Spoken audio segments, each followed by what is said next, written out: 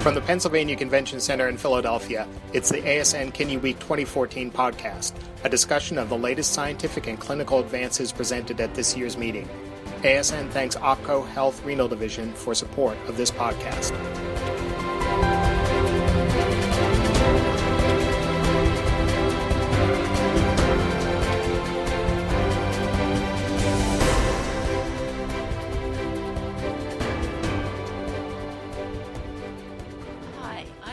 Quaggin. I'm the program chair of Kidney Week 2014, and I'm here today on the second day of Kidney Week speaking with a number of participants who are going to introduce themselves. All right. Thanks, Dr. Quaggin. I'm John Roberts. I'm a third-year fellow at Duke University, and this is the third time I've been at ASN. And I'm Kathy Tuttle. I'm a nephrologist from Spokane, Washington, and professor of medicine at University of Washington, and chief academic officer at Providence Healthcare. And I've been to so many ASNs, I can't remember how many it's been. Well, great. So thanks very much to both of you for joining me here today. And what we really want to do is find out what you think is terrific at ASN, what's been hot, what's been exciting. So maybe we could start off by seeing what you like today. Okay, John. Sure. Thank you. My favorite thing to do, I definitely enjoy just cruising the posters. Number one, because so many other events, you're watching a lecture. At the poster, you get to stand up and talk to everybody, and they're eager to explain things to you. Today was really cool. There were a lot of posters about cardiovascular disease and hemodialysis modalities.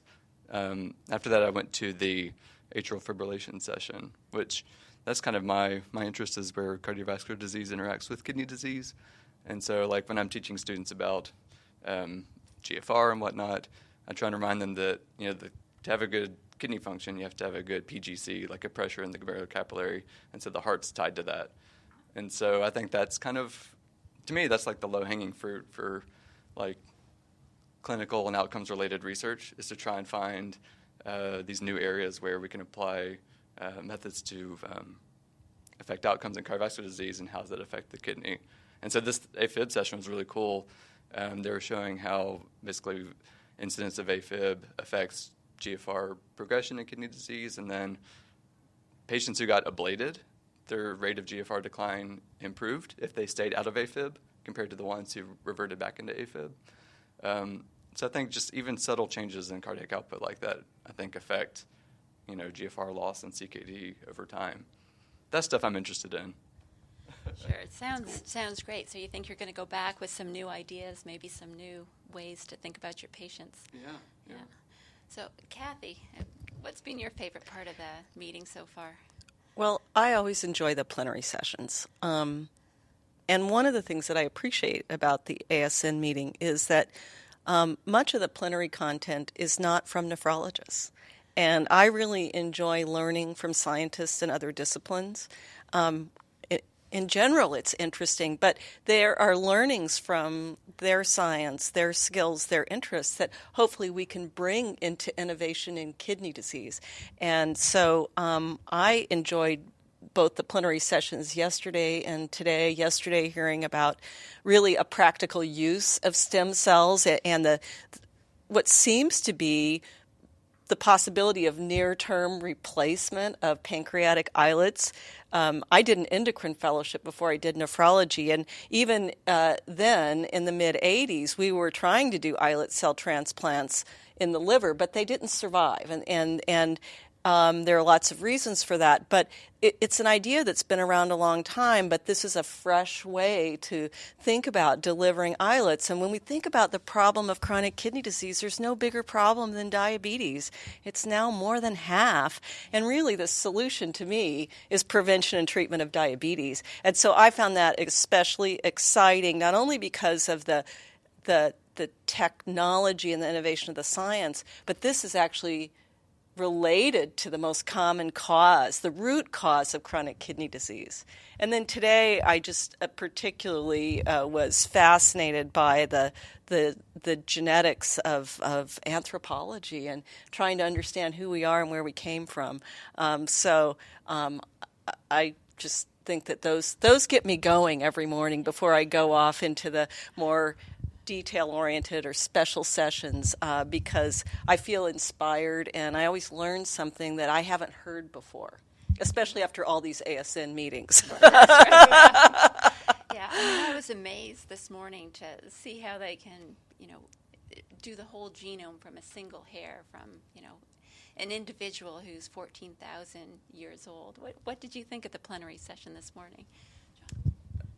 Yeah, it was very interesting to try and think about where did we come from, and I guess for the audience members who didn't participate, the researcher, he finds, I guess, bone samples, hair samples, any kind of sample he can to, I guess, track the migration routes of our ancient peoples, and I guess the patterns out of whether we came out of Asia and crossed the Bering Strait into America, or where did the Native American peoples come from and who populated South America.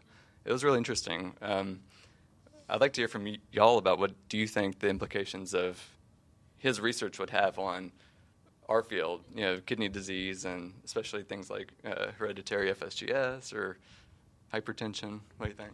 Yeah, I think what Kathy said is exactly right. I think by bringing in researchers, innovation from outside the field of nephrology, we'll get different perspectives and maybe have new ways to approach, the biggest problems that we face. So, to me, although they haven't started on the Aboriginal studies in Australia, it's clear that population of patients has a very different form of diabetic nephropathy. Their genetics are definitely going to be different, and by taking an evolutionary approach, it may be that we finally get, the holy grail, that missing piece that's really going to give us the clue as to progression and development of diabetic nephropathy. So I couldn't agree more with what you said, Kathy, and the plenary talk yesterday as well. Fascinating. Islet cells. He's spent his entire career working on this. We had a 2-day preliminary program, Build a Kidney, before the start of Kidney Week, and it was 2 days packed with developmental biologists, bioengineers, stem cell people, and they were really battling and talking about how are we going to get to the same place with the kidney, and I think it's a very exciting time in nephrology. So we also had a special session today on Ebola. Did either of you manage to get to that? Unfortunately, I was chairing a session at another time, but that's one that I'm definitely going to watch on the web. And now wearing my clinical nephrology hat, some people have made the case that maybe this has sort of been over-exaggerated or something, but I don't think it is, because if it's not Ebola, it's going to be something else. And I think we are going to have to adapt new strategies to, one, give optimal care to the people in need, but also protect healthcare workers and do this properly. So I think it's an important discussion that needs to happen in general, because in the era of global health, which you're involved in, John, people are traveling all over the world. They are bringing back new types of infections that perhaps we haven't seen in the developed world. And in some ways, that almost links back to the anthropologic perspective. But we need to be ready for this. And so I'm very interested in learning how leading institutions are preparing, how people who have managed Ebola patients with success, meaning patient survival and healthcare professionals also surviving, how they did it, and what we can learn from that. And I don't think it'll just be for Ebola. I think that this could be an issue for other transmissible diseases that we're now spreading around the world. Yeah, I think that's a great point. And I did go to the session, and they had some great practical approaches to dialyzing patients. And there were a couple of really interesting things that I didn't know about. So the patient in Germany who developed kidney failure, they used plasmapheresis with a lectin base to remove viral load, and actually showed that the viral load was dramatically reduced after a single session, suggesting that, nephrologists are not only supporting the life of these patients, but may also be improving outcomes by treatment. So, John, tell me something else that you saw today that really sparked your interest. One thing that popped up, I guess, related to what Dr. Tuttle was saying about diabetes, when me and my other co-fellows, we were trying to find the educational symposium we wanted to go to. It was unanimous. We wanted to see the presentation on SBLG2 inhibitors, because there are so many. I think there was like a list of 7 or 8, and I think we wanted to learn more about the potential as a class, and talking about diabetic nephropathy, hyperfiltration. It was really interesting that they showed data that patients lose weight and have improved blood pressure control, and people suspect, and maybe you can say whether you believe it or not, that GFR declines a little bit, and it may ameliorate the hyperfiltration that's seen. So that was kind of interesting. Well, and it made us think. I'm glad you brought up that session. That, to me, it was interesting on a lot of levels from the standpoint of science and the potential innovation of a new therapy, but it was almost historical. Okay. Ralph DeFranzo gave the opening talk, and for those of you who don't know Ralph, he and I go back many years and have a common heritage as both diabetologists and nephrologists. And when I was young, and he was just a little older, he was one of my mentors. And I remember when we were doing rat studies, and Ralph talked about, we had fluorescein, which was the original SGL2 inhibitor that could not be given to humans. I think he talked a little bit about why that was so. But I remember him saying 30 years ago that this could be a treatment for diabetes. But at the time, I was a little uncertain because I didn't really think that peeing out glucose was necessarily the optimal treatment. However, having said that, that was a very naive view, and I really did enjoy the fact that renal hemodynamics came back to the fore in that session. Well, along with others, maybe we've moved on and we do more work in the area of, on the one hand, cellular and molecular biology, on the other hand, outcomes research.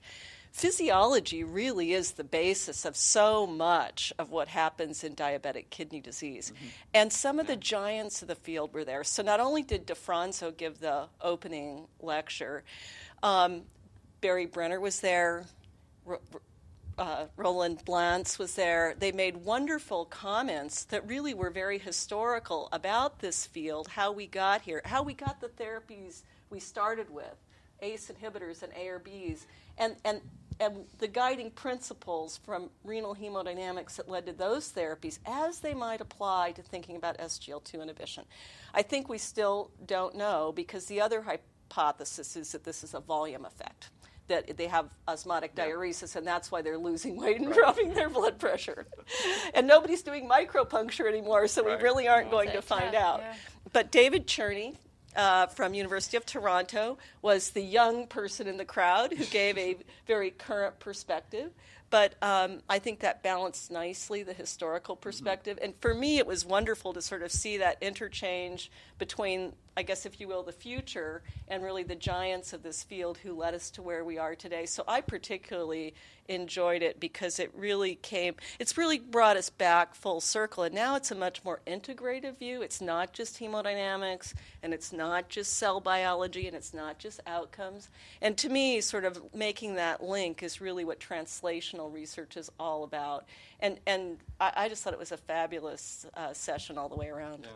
Yeah, I agree, and I think you make a great point that here at ASN, with more than 13,000 participants, we have all of the giants, the historical, people who've really made the fields, but we've got lots of young, dynamic, energetic individuals who are all here ready to make, great discoveries like you, John. So, and I agree, the poster sessions, as you say, are the place to start to see all of this newer work. Kathy, anything about the posters that you have seen?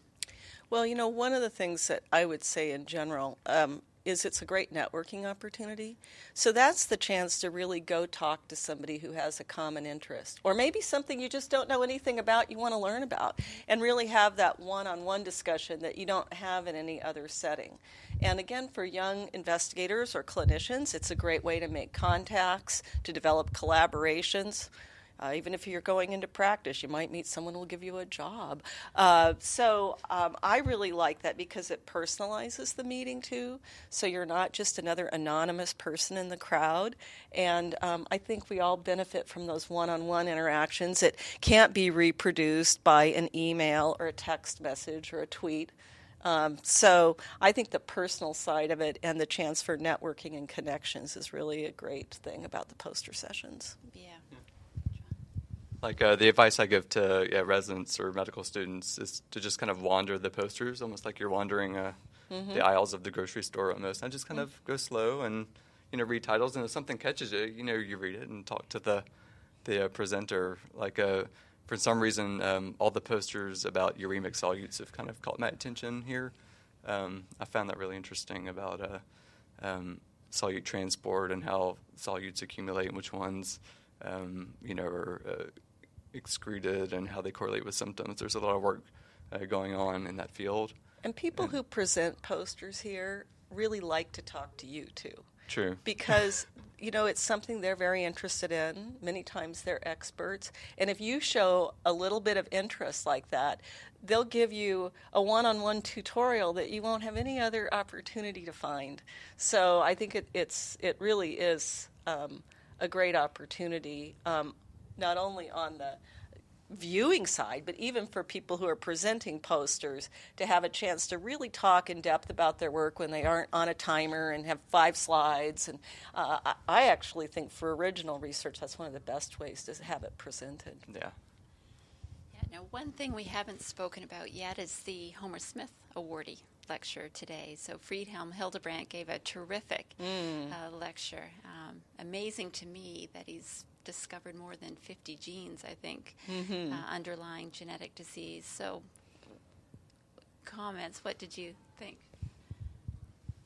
It was bewildering. Yeah, he's obviously done a lot of work, and his lecture really outlined kind of from the top down the approach to monogenetic causes of kidney disease, and yeah, it's absolutely interesting and relates to some of the work we've done at our institution. And so I had a sense of how he approaches his problems, and I think we're going to see more research and more presentations similar along that vein in the future, hopefully finding novel targets right here. Yeah, I think, and again, I'll age myself that, it wasn't too long ago, certainly during my training, it was a black box really, certainly for FSGS, for podocyte-related diseases, for nephronephritis, and just the speed with which discoveries can be made now with new technologies is mind-boggling. So, I found it very energizing, just a very exciting, for the future and for junior investigators who are coming into the field now. One of the things that I really liked about it was genetics have had promise but not much applicability yet. So, there aren't many actionable genes, right, where we change a treatment or it really changes the prognosis. So I think on the clinical side, we haven't adopted genetic testing because it's really not actionable, and there's some potential harms to people to know what they're programmed to do too. But one thing he talked about was, to me, he gave me a hope that we aren't too far away from more actionable genetic discoveries. So the discovery that a person with a certain genotype had a profile that would suggest benefit of CoQ10. So, those kind of agents, we hear lots of anecdotes, like a clinician will say, well, I treated my patient with this and they got better. And they sort of get dismissed, especially when we hear about these trials of like antioxidants being negative. But the truth is there probably are some people who respond, but maybe not most people. And so it was very interesting because he also showed this proteinuric patient being treated with CoQ10, and at least that in a case report fashion, that temporal relationship to treatment and reduction in proteinuria and then withdrawal of treatment and increase in proteinuria. So obviously it's very preliminary and exploratory, but to me it was sort of the first time in a while when I thought, oh, there might be something actionable there. And we might begin to understand things like why some people might benefit from antioxidants and others might not. And maybe his tool is something that will move us in that direction. So. Yeah, and I think that's, what they've been doing in the cancer field and even for cystic fibrosis. It appears there are subsets of patients with certain molecular fingerprints or genetic defects. So it's a very exciting time. We might actually get some personalized treatments for our patients. John, you wanted to say? Well, just to kind of relate it to clinical experience, that was one of the most striking things I noticed when I transitioned from residency to fellowship. How many kind of young patients would progress to ESRD at early ages. And I think we just attribute it to maybe their lifestyle or hypertensive nephrosclerosis, but hearing talks like this today, it does make you think about, heritable causes of CKD. And when I bring that up with families, they're very interested in looking into that, and they're willing to, talk to their family members and sign people up. And he mentioned that one of the benefits would be at least giving your family or a patient a diagnosis. Mm-hmm. And just in our little pocket, I feel like families are like, absolutely, like we don't know why, we have so many aunts and uncles on dialysis. Right. We don't think it's our fault, so we would love for you guys to look into it. So I think there is a need out there, and patients are willing to volunteer to help this effort. Well, and I think the other learning is that in this case, it wasn't even a novel therapy. It was something that we could just go reach for right now that doesn't cost very much. Yeah. And for the right patient might work really well. So certainly I'm interested in novel therapies and have spent a lot of time thinking about that. But there are some simple things that maybe we can do for people that don't require a new drug approval or a lot of money, which to me is very exciting. Yeah. John, you also mentioned that talk reminded you of some of the work going on at your own institution. So today we had the inaugural Michelle Wynn Endowed Lectureship. I know that you were a colleague of hers there. And can you comment on it? Yeah, absolutely. So Michelle Wynn, she was an associate professor at Duke University, and she got really ill in the past year, and she passed away in July of this year. And so that was really tough. She was, I guess you wouldn't say a rising star, a risen star in the field, She was a star, already risen and flying, and whatever term you want to use. But aside from all that, everybody can look up the awards and everything, but like on a person-to-person level, she was amazing. Like when I started at Duke, I certainly was predisposed into nephrology, and so I kind of, I looked at, all the different researchers and their projects, and her projects, which were basically similar to what we were just describing, using, genetic analyses to find heritable causes of FSGS. I approached her, and she was wanting to meet with me when I was an intern, I believe. And so I would meet with her when I was an intern and a senior resident and I expressed interest in joining her lab. And eventually in fellowship, I got into medical education. That's what I'm doing now, but I still worked with her closely. And she was really great. She was an amazing attending, amazing mentor. Her lab was packed with fellows. And if you want to, you could see that almost all the fellows have 2 talks and 2 posters here, and they're each kind of, using her techniques and just applying it to different families. They've identified separate genes involved in collagen causing FSGS, or WNT signaling causing FSGS. So they're all over the place, and I think everyone in her lab is doing amazing things based on the foundation she built. But so there was a lecture today, in her honor, and it was right before this session. So it's kind of sad for sure. We miss her, but she did a lot of great work, and what else can you say? Yeah, Yeah, no, you spoke very well, and I was also a close friend and colleague of Michelle, and even though she was younger than me, she was also a mentor to me. She was a phenomenal scientist and a wonderful human being who, she chose Andre Shaw to give the inaugural lectureship today, and he did an absolutely fantastic job of just really letting the audience know what a special person she was. He received a standing ovation at the end of the talk, and there were not a lot of dry eyes in the audience, I can say. I think he summed it up best by saying she was the heart and soul of the podocyte field, and which is relatively new, about a decade old, but she really enucleated it, and anyway, she's going to be very missed. But as you say, she's got an incredible legacy ahead of her. So now moving on to the rest of the meeting, we are on day 2, and just another day and a half to go. Are there things that you're looking forward to over the next day and a half? Or have you looked far enough ahead in the program? We're going day by day, minute by minute. So I've been involved in some of the fellow activities, and so things that are happening right now, the Fit Bowl was one event. So it's like a nephrology Jeopardy.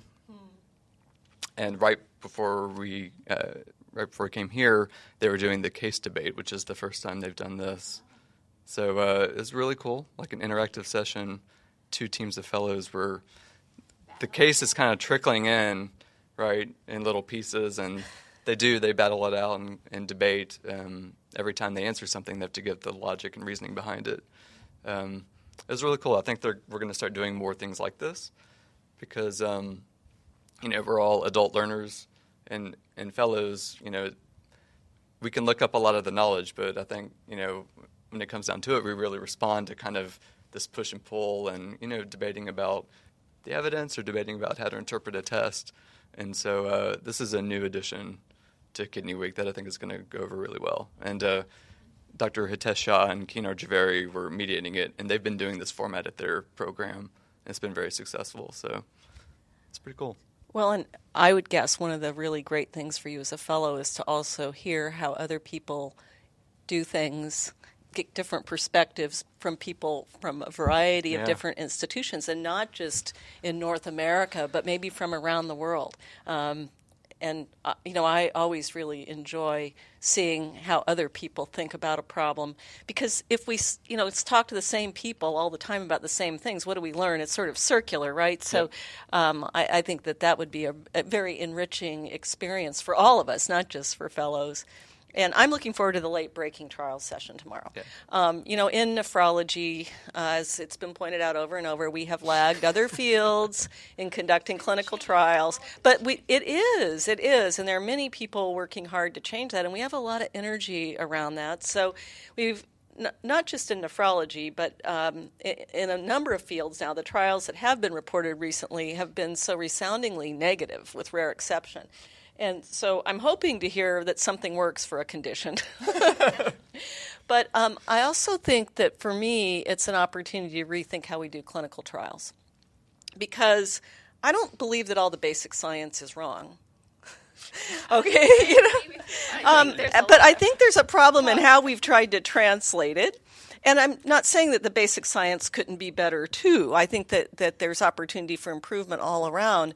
But to me, there's something wrong systemically with how we are doing studies. So even if we have negative trials, it's almost sort of like the autopsy, right? To take a look at it and ask not only what was the disease, but what was wrong with the process that we used to address it.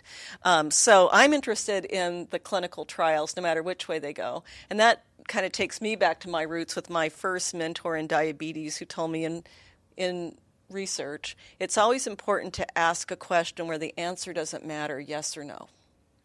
And I've been wrong so many times that I actually look forward to it now, because the answer is more interesting than anything I could have prospectively imagined. So I'm looking forward to what we've learned in the trials that have been done. Hope for positive findings, but even if they're not, I think we can look at those trials and then, building on this portfolio of negative trials, really start thinking about innovation in clinical trial design and and particularly more pragmatic approaches to trying to address some of these conundrums that we're dealing with. Yeah, and I think, Sharon Moe in her presidential address did speak a little bit to this about how we lump everything together. And, coming from the basic science side of things, I'm also excited by seeing all of the discoveries that we are going to be able to design better clinical trials. I agree with you. Tomorrow's Hot Topics is going to be really exciting, the late breaking, and even the posters. I can tell you there's some really, really exciting posters in there as well. So, John. Just since I like to think about cardiovascular disease in our kidney disease patients, and since our kidney disease patients were excluded from most of the cardiovascular trials, maybe you could help explain it to me. Could the pragmatic trial be our avenue into pushing clinical research forward? Well, I think so too, because it gets beyond efficacy to whether or not things work in the real world. Yeah. And, that's been another issue, is that even when we have positive trial results, sometimes those results don't translate into what's happening in practice, or even if it is implemented, we aren't seeing the outcomes that we expected. And part of it is we construct very artificial environments around doing clinical trials.